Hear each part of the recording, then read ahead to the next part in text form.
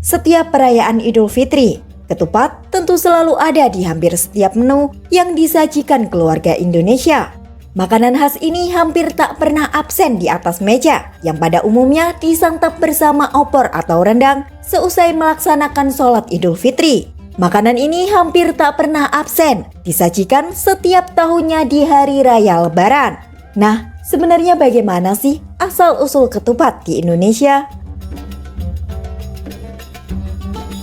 Fadli Rahman, seorang sejarawan Universitas Padjadjaran Bandung mengatakan, sejarah ketupat berawal dari cerita rakyat.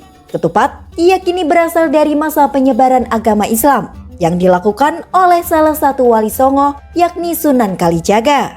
Tepatnya saat masa syiar agama Islam pada abad ke-15 hingga ke-16. Fadli menuturkan Sunan Kalijaga menjadikan makanan ini sebagai budaya dan filosofi Jawa. Ada sejarah Islam di balik asal-muasal makanan Lebaran ini. Hidangan ikonik Lebaran tersebut dicocokkan dengan nilai keislaman oleh Sunan Kalijaga. Menurut Slamet Mulyono dalam Kamus Pepak Bahasa Jawa, ketupat atau biasa disebut kupat oleh masyarakat Jawa dan Sunda ini memiliki arti ngaku lepat atau mengakui kesalahan. Selain itu, simbolis lain dari ketupat adalah laku papat atau 4 laku, yang juga melambangkan 4 sisi dari ketupat.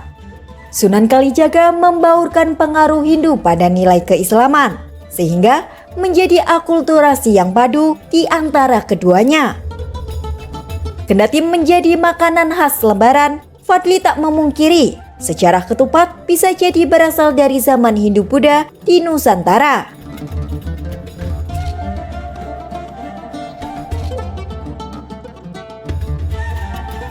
Pada zaman pra-Islam, bahan makanan nyur dan beras dijadikan sebagai sumber daya alam yang dapat dimanfaatkan sebagai makanan oleh masyarakat zaman itu.